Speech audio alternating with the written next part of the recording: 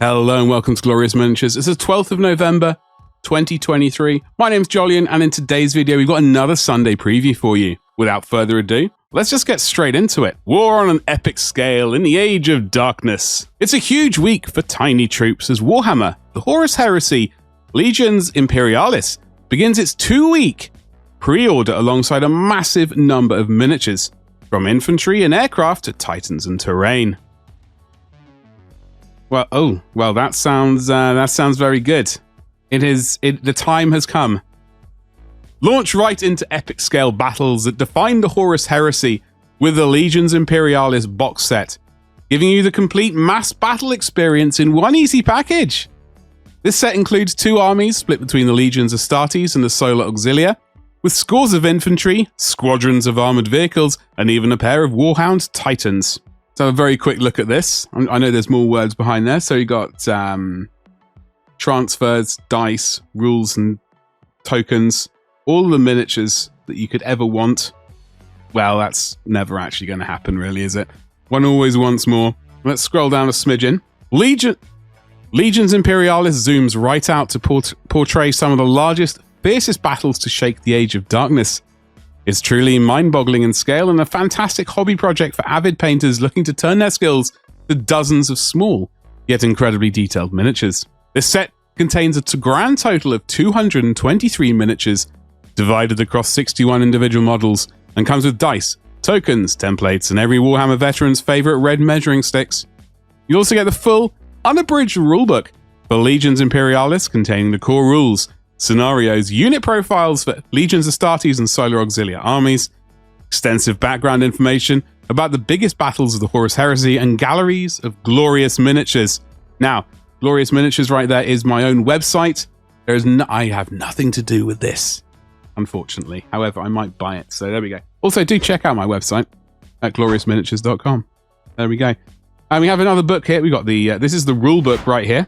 The rulebook will also be available separately in both hardback and digital EPUB formats for those who want to build their armies a la carte, containing all of the same rules, background lore, and miniature galleries as the one in the box set. Well, that's excellent news. I'm glad that there's sort of both versions are exactly the same. Not going to sort of have to pay extra for more or less, which is a good thing. And we can scroll down to the next bit, which is the Legions Imperialis. The Legions Astartes. The Legions Astartes are indisputably the most famous of the fighting forces in the Age of Darkness, at the center of every pivotal event and important battle. To field an army of Space Marines in Legions Imperialis is to choose the path of the Emperor himself, or the arch-traitor Horus, should the flames of rebellion smolder within your foul hearts. Funnily enough, I have been contemplating getting a traitor faction for the Horus Heresy. Maybe this is how I do it. And I can worry about just the Imperial Fist of the Horus Heresy. I don't know. What do you reckon, folks? Let me know in the comments below. And we can scroll down a little bit more. So there are all the miniatures. You get 4 dreadnoughts, many miniatures, Terminators, heavy missile squads, command squads, etc. Probably veterans, jump troops. Fantastic. Maximum amounts of miniatures on a very, very tiny scale. Build the core of a flexible Space Marine army with the Legions Astartes infantry set, collecting 8 squads of tactical legionaries, 4 contempted dreadnoughts, and an assortment of supporting troops in one convenient package. Every element of a classic Space Marine infantry force is here: Terminators, support gunners, assault squads, and even with 2 Legion command squads to lead them, the only way you could make a better start on your Legion Astartes army would to get 2. Well, in fact, 3 is 3 is the magic number, as we all know. Space Marines are formidable soldiers indeed, but you need more than just massed infantry to carry the day. That's where the Kratos heavy tank squadron comes in. Oh, look at them. 4 of those. 4 of those bad boys. Eesh. You get 4 in a box, each tank bristling with sponson and hull guns, and with a choice of Kratos battle cannons or melter blast gun for the turret. Okay, well, always the battle cannon. At least for me. Although that melter does look very juicy. What else do we have down here? Oh god, many rhinos. With such large battlefields to fight over, transporting your troops around is a must, and nothing does it better than the rhino. A pack of 10 plastic rhinos gives you a massive tactical advantage over a foot-slogging foe, and they'll get to their destination safe and sound when flanked by 4 powerful Kratos tanks, so detailed they could be mistaken for their full-size counterparts. Yes, that is very true. They do look very nice, actually. I do like the Rhino model, and in even smaller detail, that looks pretty sweet. I am trying not to get too hyped about this. Let's scroll down a smidgen. Oh, hello. Well, hello there. Aircraft are a potent force in the skies of the 31st millennium, and the iconic Thunderhawk gunship is back from Aeronautica Imperialis to its new home in Legions Imperialis, giving this excellent kit a new lease on life. They come with a new basis for the new game, but you'll still be able to use them in games of Aeronautica Imperialis, which will soon be supported as a game set in the Age of Darkness. Well, I'm glad they're not completely writing that game off. I never got into it or anything like that. But it would be a sad day if they just sort of, because that was the more recent one as well, I believe. That came after Adeptus Titanicus, I believe. So I'm glad they're keeping these miniatures around. It'd be terrible if they got rid of them. And everyone wants a Thunderhawk, whether at this scale or the bigger scale. So here we got the Legions Imperialis, the Solar Auxilia. The Horus Heresy might have starred the Legions Astartes, but they weren't the only elite forces fighting in the conflict. The Solar Auxilia are humanity's finest mortal warriors, and their armies could go toe-to-toe with even Space Marines through ironclad discipline, relentless firepower, and overwhelming numbers, if not mano-a-mano combat. So this is what you get in this particular box set. You get some walkie things, some command squads, some heavier units by the looks of it. So I guess a similar sort of scheme as the Space Marine one. No doubt it'll say exactly what it is right here. Yes, it does. So the Solar Auxilia infantry set starts your army off with a wide assortment of critical units, including a laser rifle, all flamer-toting Auxilia, Charonite Ogrins, Aethon Heavy Sentinels, there we go, and veteran axe-wielding Velatarii. Velatarii? Yes.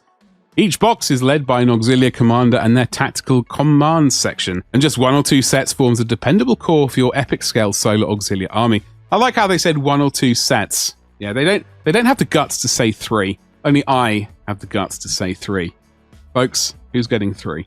And also, we got some tanks. We all like tanks.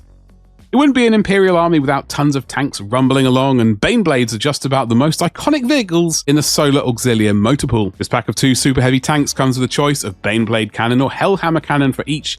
In addition to different main guns, each has 3 possible tank commanders and 3 different sponson options. You can field them in detachments of up to 6 vehicles. 6. Aha. So there we go. Do get 3 boxes of these, because look at them. Why wouldn't you want to? Amazing. I love tanks. We have some flying things right here, Marauder bombers. And what was the other one? I'm sure it's got a name, and I'm sure it'll tell us right here. A range of Imperial Navy support assets return from Aeronautica Imperialis, including favorites like the Lightning Fighter, Marauder Bomber, and Marauder Destroyer. Forge World resin aircraft also make their way back to shelves, giving Imperial commanders access to the powerful Marauder Colossus. Not heard of that one. And Scanning Marauder Pathfinder. Okay, so those are 2 I've not heard of, as well as the much-loved Arbus Lighters. Okay, then, so that's these bad boys right here. Lightning things here. So they're, what have we got? Marauder Bomber, Destroyer, the Marauder Colossus, and the Pathfinder. Okay, well, there are only 3. I guess you can sort of mix and match to your heart's content. Let's scroll down. Aha! The Knights and Titans, by the looks of it, right here. So we got some Knights here. I've completely forgotten what these are called. Yes, we've got all of the Titans. I don't see the Psi-Titan, though. That is a sad time. Hopefully they're going to bring that. So obviously they've got some Knights here. We've got some Titans as well, and whatnot. And the...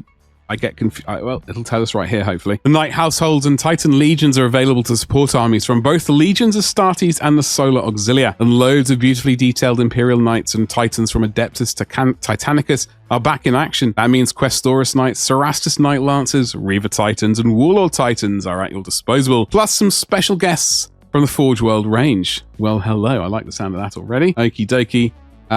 There's a Psi-Titan. How could I doubt Forge World? Anyway, the relatively diminutive Knight Armigers return in Forge World resin as Wargreaves and Helverins, joining specialized chassis from the Mechanicum, Knights Styrax, Moriax, Buggeria, Atropos, and Asterius, carrying esoteric weapons straight from the forges of Mars. If you prefer your war machines a bit more cerebral, the Warlord's sinister Psi-Titan is a true terror that should not be missed. rarely seen even in the Age of Darkness, and always leaving a trail of destruction in their wake. Well, this is... I think the time is nigh. I think the time is nigh for me to get this miniature. It's been a long time. I've been putting it off. It looks like the time has come. Let's move on to the Legions Imperialis terrain and accessories. Right here. Tanks, titans, and teaming troopers will need something to fight over, and Legions Imperialis has plenty of terrain to make your battles truly cinematic. The Horus Heresy left many cities as little more than bombed-out shells and networks of ruined roads, so why not build a beautiful battlefield of your own with the new Civitas Imperialis city road tiles and ruin sets? Both are modular and designed to work alongside other Civitas Imperialis sets, turning your games of Legions Imperialis from rough scuffles on bare tables to exciting war stories set amidst thematic, immersive environments. Want to get loads of terrain in one convenient box? The Administratum sector collects a variety of modular Adeptus Titanicus terrain kits, which will return in due course as part of the Legions Imperialis range. You'll find 4 Civitas Imperialis building sets and 1 pack of Civitas Imperialis spires for you to build up a densely populated cityscape. Well, that's the good stuff that they're bringing all that back, because a battlefield without scenery is a sad sight indeed. And we've got some army cards. Keep your army stats close at hand with the packs of handy reference cards for your Legions Astartes and Solar Auxilia. Each contains 2 copies of every detachment and formation available to their faction, so you can build armies in double time and look up your rules whenever the action heats up. Well, it's definitely a handy thing. I do like the idea of the cards. We've got some bases. Okay. Many of the miniatures found in Adeptus Titanicus and Aeronautica Imperialis can find new homes in Legions Imperialis.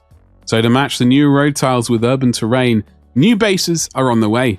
Engraved with an urban tile pattern, these range from 40mm round bases right up to huge 120mm oval bases for the largest titans. You'll also find hexagonal bases for Aeronautica Imperialis, sporting radar patterns as well as adjustable dials to display altitude and speed. Oh wow, okay. And so you can use your new Legions Imperialis aircraft in games of Aeronautica too.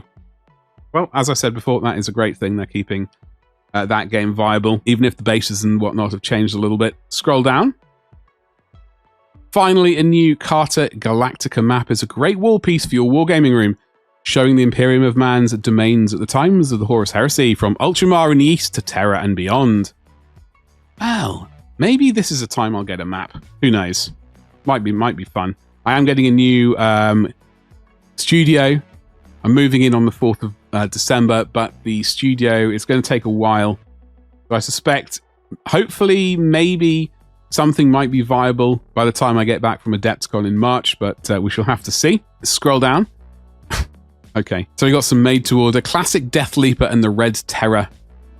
Okay, 2 classic Tyrannid creatures return as made to order special, celebrating the Hive Fleet's newest reinforcements.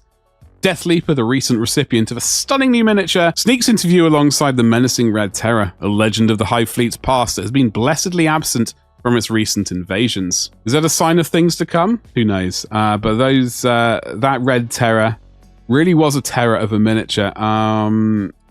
Yeah, I'm never fond of it. Death Leaper, I remember when that first came out though. That was quite a sight to behold, like in a good way.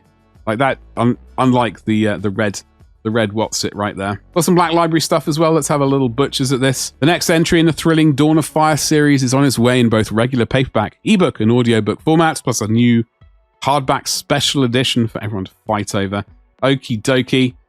Powering on through, we've got The Sea of Souls by Chris Raitt follows Indomitus Fleet Secundus as they make for the Eye of Terror itself, ready to do battle in the arch-enemy's Heartland. But treachery intrigue within the fleet threatens to destabilize the entire crusade. Dun, dun, dun. I wonder what that means. Got some Mortal Realms fiction. Okie dokie. Temple of Silence by Richard Strachan is a new Warhammer Age of Sigmar novel charting the trials of the witch-hunting, demon-slaying Vendents as they seek shelter within a strange temple, a place whose true mysteries are revealed only when night falls. Oh god. They're gonna be vampires? Who knows? Let me know. Hammers of Sigmar First Forged, also by Richard Strachan, and The Last Valari by Gary Kloster also return in new paperback editions to bring tales of the Stormcast Eternals and Soulblight vampires to your shelves. Alright, and we got Caiaphas, I always butcher his name, Kane, print on demand. Relive the first 3 novels in the whatever. Kane series as For Emperor, Caves of Ice, and The Traitor's Hand come to print on demand in hardback. This fan-favorite series by Sandy Mitchell charts the misadventures of the titular commissar as he tries his level best to survive the rigors of his job above all else, despite the Imperium's insistence that he's actually inspirational hero to all. Okay, I never read any of those books. Let me know in the comments. Are they good ones to have a little gander at? See some German and French pre-orders of Sammelband. The Horus Heresy series continues with a new German language edition of Omnibus 12, collecting the novels Pharos by Guy Haley and The Path of Heaven by Chris Ray with Eye of Terror, a compilation of short stories from 11 Black Library authors. Followed by, for the French language, Collection 11 compiles 2 short story omnibuses, Legacies of Betrayal and War Without End, plus a full-length novel, Deathfire by Nick Kime, into a massive trove of Horus Heresy lore. It's joined by Pilgrims of Fire by Justin D. Hill, which pits battle sisters of Order of our Martyred Lady against demon-infested realms beyond the Cicatrix Maledictum as they search for signs of their fellow Adeptus Sororitas missions in the wake of the Great Rift's birth. Okay, so more translated books, that's always a good thing. I'm always very keen on seeing that happen. Obviously, they'll continue doing that. So, folks, it's a big old, literally, big old pre-order window. You've got 2 weeks if you want to get your hands on the Legions Imperialis box set. It is quite a big box set, as you can see. 223 miniatures in there. There's a fair amount of miniatures for you to purchase. Who's